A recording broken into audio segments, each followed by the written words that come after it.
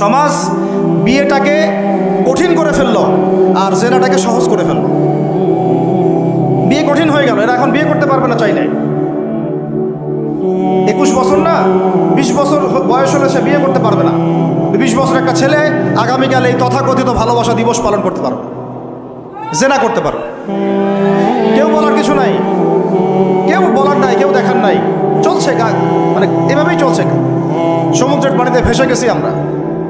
একটা মেয়ের বয়স 17 বছর, সে কালকে জেনা করবে। অগণিত মেয়ে কালকে 17 বছরের মেয়ে জেনা করতে পারে, আল্লাহ হেফাজত করুন। কিন্তু এ এখন বিয়ে করতে পারবে না।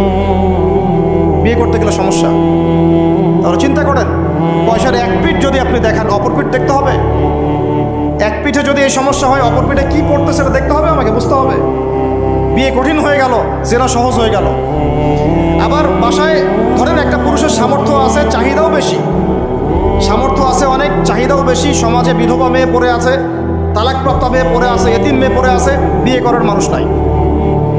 এখন সমাজে যদি কোনো সৎ পুরুষ একাধিক বিয়ে করে, তাকে সমাজে বাঁকা চোখে দেখা হবে। কিন্তু এই পুরুষে যদি বিয়ে না করে বাইরে আরও 10টা মেয়ের সাথে অকাম কুকাম করে, তাকে কিচ্ছু বলা হবে না। বলেছি আমি, কোরআন একদিকে, সুন্নত একদিকে, ইসলাম একদিকে, সমাজ, এই সমাজের তাকদির খারাপ। এভাবেই নবী সাল্লাল্লাহু আলাইহি ওয়াসাল্লাম পেরেশান ছিলেন কিভাবে সমাজের মানুষকে ফেরানো যায়। আজকে আমরাও পেরেশান।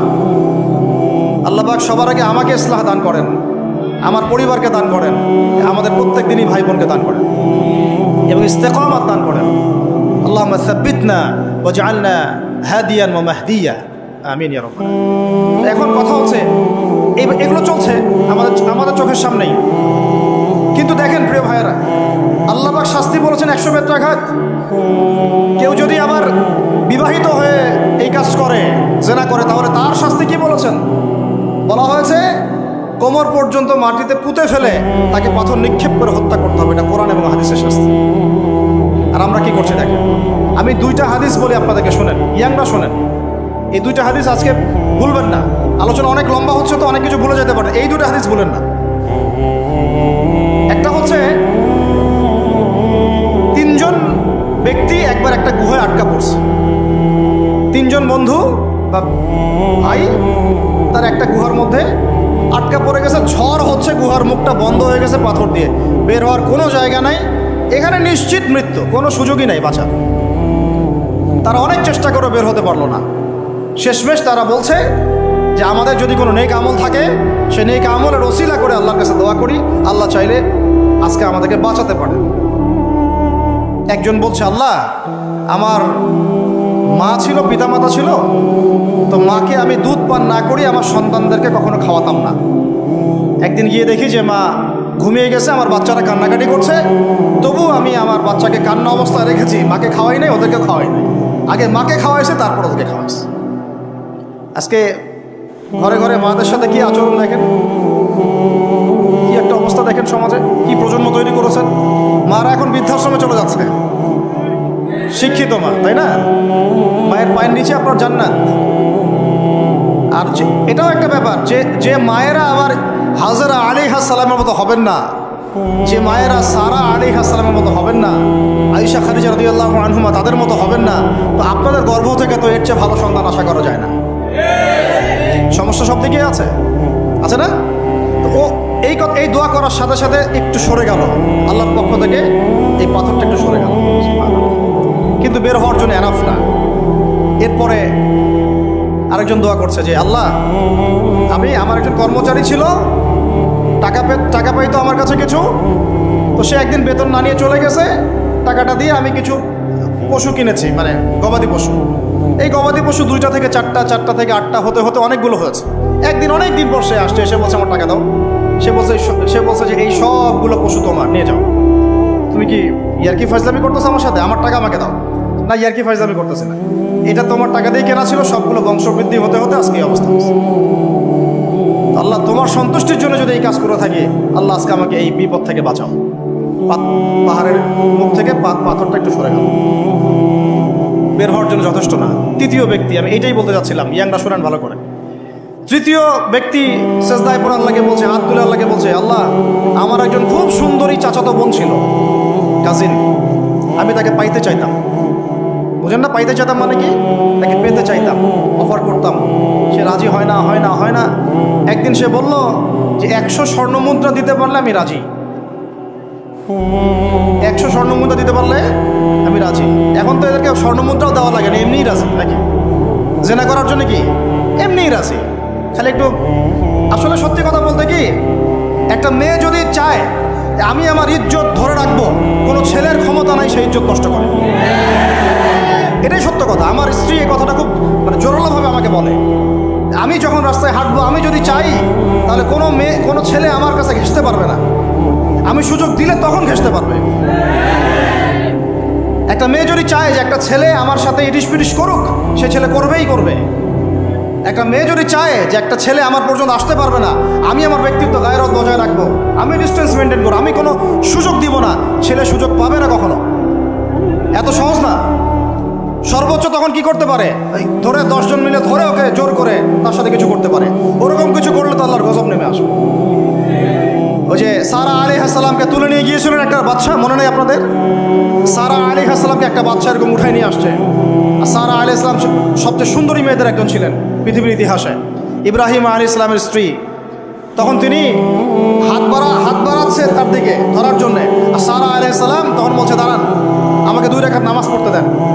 2 রাকাত নামাজ পড়ে তিনি আল্লাহর কাছে হাত তুলে বলেন, আল্লাহ তুমি জানো আমি আমার সতীত্ব, আমার ইজ্জত, আমার সম্মান আমার স্বামী ছাড়া আর কারোর সামনে কখনো প্রদর্শন করি নাই। আজকে এই জালেমের হাত থেকে আল্লাহ তুমি আমাকে বাঁচাও। ওইদিকে ইব্রাহিম আলাইহিস সালাম নামাজে দাঁড়িয়ে গেছে। ওই জালেম বাদশা যখনই হাত বাড়ায়, হাত অবশ হয়ে যায়, মাথা ঘুরে পড়ে যায়। 3বার 4বার চেষ্টা করেছে, তারপর পারে নাই।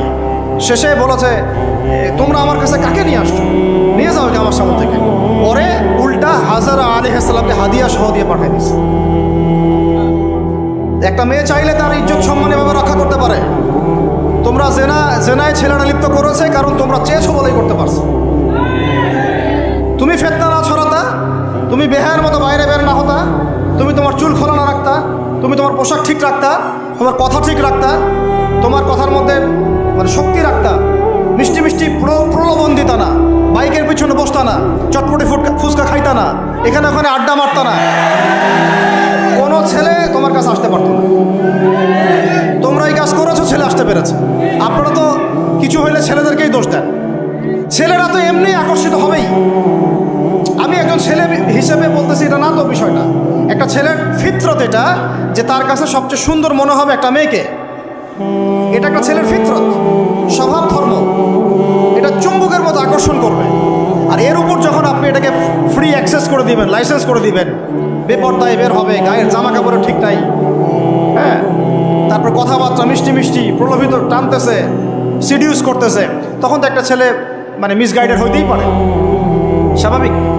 ছেলেরও দোষ আছে, কিন্তু অবশ্যই এখানে মেয়েরও দোষ আছে। আমরা তো অনেক সময় ঢাকা শহরে দেখি রাত 10টা 12টা বাজতেছে, আমরা মাহফিল করে যাচ্ছি, কোনোদিন বাসায় ফিরতে 1টা 2টা 3টাও বাজে। রাত 3টার সময় ছেলে মেয়ে বাইকে করে ঘুরতেছে ঢাকা শহরে। ওই মেয়েটার কি বাসায় বাবা নাই, ভাই নাই, কোনো স্বামী বা কেউ নাই, মাহারাম কেউ নাই? তো আমরা সুযোগ দিচ্ছি বলেই তো আমাদের ঘর পর্যন্ত ঢুকতে পারছি। সবার আগে মেয়েদেরকে শক্ত হইতে হবে। আর মেয়ের বাবা যারা, আমি তো নিজেও মেয়ের বাবা, আমরা বাচ্চাদের সাথে সময় কাটাই আর ভাবি যা কী যে হবে ভবিষ্যতে আল্লাহ ভালো জানেন। কিভাবে মেয়েকে মানুষ করব, কিভাবে সতীত্ব রক্ষা করবে আমাদের মেয়েরা। যতদিন পর্যন্ত এদের হাতে মোবাইল ফোন ছিল না, ইজ্জত ঠিক ছিল। মোবাইল ফোনটা যখনই ঢুকেছে, ইজ্জত নষ্ট হয়ে গেছে। বহু মেয়ের আমি এরকম জানি, বলতে চাচ্ছি না। যাই হোক, ওই জায়গায় আসেন, ওই ছেলেটা তখন 100 স্বর্ণ মুদ্রা অর্জন করেছে, কষ্ট করে আর্ন করেছে। যে আপনাদেরকে বলে যে নিজের পায়ে দাঁড়াও, তারপরে তোমার সাথে রাজি। সে অনেক কষ্ট করে 100 স্বর্ণ মুদ্রা অর্জন করে মেয়ের কাছে গিয়েছে। চাচাতো বোনকে বলেছে যে স্বর্ণ মুদ্রা নাও, এখন বলো তুমি রাজি না? রাজি না। সে মেয়ে বলছে হ্যাঁ ঠিক আছে। তো এখন দুজনের মধ্যে যা হওয়ার তাই হচ্ছে, অ্যাডাল্ট আপনারা সবাই বুঝেন। কিন্তু এখন মূল যে কাজটা, স্বামী স্ত্রীর যে মূল মিলন, এই মিলনটা করার জন্যে সেই ছেলেটা বসছে। হাদিসের মধ্যে আসছে এভাবে, 2 পায়ের মাঝখানে বসে পড়ছে ছেলেটা, এখনই জাস্ট শুরু করবে। তখন ওই মেয়েটা বলে উঠছে যে হে আল্লাহর বান্দা, আল্লাহকে ভয় করো। আমি আমার সতীত্ব কখনো নষ্ট করি নাই, তুমি আল্লাহকে মান। এই কথাটা যখনই বলছে তখন ওই ছেলের মনের মধ্যে এমনভাবে একটা রিয়াকশন জন্ম নিয়েছে, আল্লাহর পক্ষ থেকে এমন একটা নূর আর হেদায়েত চলে আসছে, ওই অবস্থা থেকে ছেলেটা উঠে চলে গেছে এবং স্বর্ণমুদ্রাও দিয়ে দিচ্ছে, যে স্বর্ণমুদ্রাও আমার দরকার নেই, যা। এবার সেই গুহার মধ্যে বন্দি অবস্থায় আল্লাহর কাছে হাত তুলে দোয়া করতেছে, আল্লাহ তুমি যদি জানো ওই কাজটা আমি তোমার সন্তুষ্টির জন্য করেছিলাম, আজকে আমাকে এই সাক্ষাৎ এই মওতের হাত থেকে বাঁচাও। সাথে সাথে এই পাহাড় পাথর সরে গেছে। এই হাদিসটা আমি এই কারণে বললাম, যদি আমি জেনা থেকে বেঁচে থাকতে পারি, ইনশাআল্লাহ তাআলা আল্লাহ পাক সাক্ষাৎ মৃত্যুর মতো এই আযাব থেকেও, বিপদ থেকেও আল্লাহ বাঁচাতে পারে। এটা একটা হাদিস, সবাই মনে রাখবেন। দ্বিতীয় একটা বলি, এটা আমাদের সব বিবাহিতদের জন্য।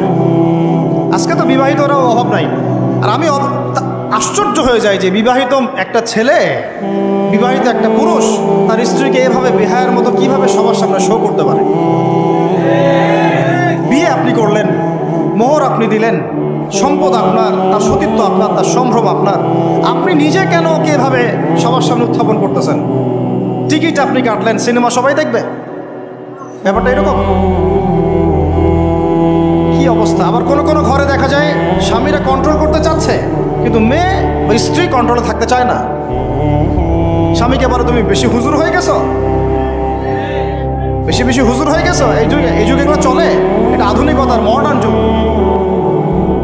এই করতে করতে আমাদের সমাজে পরকীয়া ছড়ায় পড়ছে। এখন এই পরকীয়া বলতে কি হাদিসটা কথা মাথা আসছে। আল্লাহ নবী সাল্লাল্লাহু আলাইহি ওয়াসাল্লামের একজন সাহাবী, মহিলা সাহাবী, কে সাহাবী বলেন? এরকম ঘটনা দুই একটা ঘটেছে, আমি একটা বলতেছি খালি। মদিনায় মহিলা সাহাবী কোনো একভাবে এরকম একটা অঘটন ঘটে গেছে। মানুষ তো হতে পারে, কি মানুষ তো পাপ করবে, তাই না? হতে পারে। এখন তিনি গর্ভবতী হয়ে গেছেন। নবী সাল্লাল্লাহু আলাইহি ওয়াসাল্লামের কাছে এসে বলছেন, ইয়া রাসূলুল্লাহ তাহহিরনি, আমাকে পবিত্র করেন, আমি অনেক বড় অন্যায় করে ফেলেছি। নবী সাল্লাল্লাহু আলাইহি ওয়াসাল্লাম মুখ ঘুরিয়ে নেন, মুখ ঘুরিয়ে নিয়ে বলেন যে বাসায় যাও, তওবা করো, আল্লাহ মাফ করে দিবে। নবীজি শুনতে চাচ্ছেন না, কারণ শুনলে কোর্টে মামলা আসলে তো বিচার করতে হবে। তিনি বলছেন যে বাসায় যাও, বাসায় যা আল্লাহর কাছে ইস্তেগফার করো, আল্লাহ মাফ করে দিবেন। আবার এদিক দিয়ে ঘুরে আসে, ইয়া রাসূলুল্লাহ আমাকে পবিত্র করেন, আমি অন্যায় করে ফেলেছি। এভাবে কয়েক দফার পরে নবীজি বলছেন, তুমি কি অন্যায় করেছো? এমন কোনো কাজ কি তুমি করেছো? সুরমা দানিতে সুরমা নেয়ার সময় আমরা যেভাবে নেই, এরকম কোনো কাজ কি তুমি করেছো? মানে উনি শব্দটা উচ্চারণ করলেন না মুখ দিয়ে, একটা এক্সাম্পল মিসাল দিয়ে বুঝালেন, তুমি কি এরকম কোনো কাজ করেছো? অ্যাডাল্ট্রি কোনো কাজ করেছো? তো তিনি বলছেন, হ্যাঁ আমি গর্ভবতী হয়েছি। নবী সাল্লাল্লাহু আলাইহি ওয়াসাল্লাম আমার বিচার করে দেন। তিনি বলছেন যে বাসায় যাও, আগে সন্তান জন্ম দাও, তারপরে দেখা যাবে। সন্তান জন্ম হলো, সেই মহিলা আবার এসেছেন সাহাবী, ইয়া রাসূলুল্লাহ আমার বিচার করে দেন। বলছেন সন্তান জন্ম হয়েছে, হ্যাঁ। এখন সন্তান কি করে? দুধ পান করাও, 2 বছর দুধ পান করাও, তারপরে বিচার করে দেন। 2 বছর দুধ পান করা শেষ, সন্তান এখন শক্ত খাবার খেতে পারে, কোলে করে সন্তানকে নিয়ে আসছেন। নবী সাল্লাল্লাহু আলাইহি ওয়াসাল্লামকে বলছেন যে ইয়া রাসূলুল্লাহ, এই যে আমার বাচ্চা দেখেন খেতে পারে, এখন একে আমার বিচার করে দেন। দেখেন তাদের পরকালের কনসেপ্টটা কেমন ছিল, তাদের পরকালের চেতনা কেমন ছিল। এবার নবী সাল্লাল্লাহু আলাইহি ওয়াসাল্লাম বলেন, তোমাদের মধ্যে কে আছো এই বাচ্চার দায়িত্ব নিতে পারো? একজন আনসারী সাহাবী বলছেন আমি। বাচ্চা দাঁড় করে দিলেন, দিয়ে বলেন এই তাকে নিয়ে যাও, নিয়ে গিয়ে অমুক জায়গায় নিয়ে তাকে রজম করো। কি করো? রজম মানে কি ভাই? কোমর পর্যন্ত মাটিতে গেঁথে দিয়ে পাথর নিক্ষেপ করে, এই রজম করতে গিয়ে তার গা থেকে রক্ত ফিনকি বের হয়ে কোনো একজন সাহাবীর, সম্ভবত খালিদ ইবনে ওয়ালিদ রাদিয়াল্লাহু আনহু জুব্বার মধ্যে গিয়ে লেগেছে। তো তিনি কিছুটা তাচ্ছিল্যের স্বরে একটা বাক্য প্রয়োগ করেছেন, এটা কেমন হলো? হ্যাঁ, মানে কিছু বলেন নাই, জাস্ট একটা রিয়াকশন দিয়েছেন যে নবী সাল্লাল্লাহু আলাইহি ওয়াসাল্লাম এই কথাটাই বলতে চাচ্ছি আমি। তিনি বলেছেন, হে খালিদ, তুমি থামো, তুমি তাকে এভাবে করো না, আন্ডারস্টিমেট করো না। এই নারী এই অপরাধ করার পরে যে পরিমাণ ইস্তেগফার করেছে, আল্লাহর কাছে তওবা করেছে, তার একার তওবা যদি মদিনাবাসীর মধ্যে ভাগ করে দেওয়া হয় তাও কম হবে। এই ঘটনা একটা ঘটেছে, আরেকজন সাহাবীর সাথে ঘটনা ঘটেছে, পুরুষ সাহাবী। নবীজি বলেছেন তোমরা তাকে তাচ্ছিল্য করো না, কারণ আমি দেখছি সে এখন জান্নাতে সাঁতার কাটতেছে। আমরা এই যে পরকিয়া, দেখেন পরকিয়া করলে, পরকিয়ার মাধ্যমে কেউ যদি ব্যভিচার করে ফেলে, নাউজুবিল্লাহ আউযুবিল্লাহ, তাহলে এই পৃথিবীতে বাঁচার অধিকারটা সে হারায় ফেলে। পৃথিবীতে কি হয়? বাঁচার অধিকারটা সে হারায় ফেলে। ঠিক কেউ করে এই পৃথিবীতে বাঁচার অধিকারটা সে হারায় ফেলে। নবীজি স্ট্রেট বলেছেন, ফাকতুলুল ফাইলা ওয়াল মাফউলা বিহি, যে করবে যার সাথে করা হবে দুটাকেই ফেলো। কেউ যদি ধর্ষণ করে বাঁচার অধিকারটা হারায় ফেলে। কিছু পাপ আছে যেগুলো করলে তওবা ইস্তেগফার করা যায়, আল্লাহ হয়তো মাফও করে দিবেন, কিন্তু পৃথিবীতে বাঁচার অধিকারটা মানুষ হারায় ফেলে। এইটাকে আমরা এইভাবে প্রমোট করতেছি এখন। কে কে এগুলো নিয়ে মানে ফিকির করে এখন? মনে করে যে এটা তো আধুনিকতা। অনেকে ওয়াইফ, একটা শব্দ আছে ওয়াইফ সুইপিং, একজনের ওয়াইফকে আরেকজনকে দিবে, ওর ওয়াইফকে সে নিবে, রাত কাটাবে। নাউজুবিল্লাহ। এটা পশ্চিমা সভ্যতা থেকে আসতেছে, জানেন?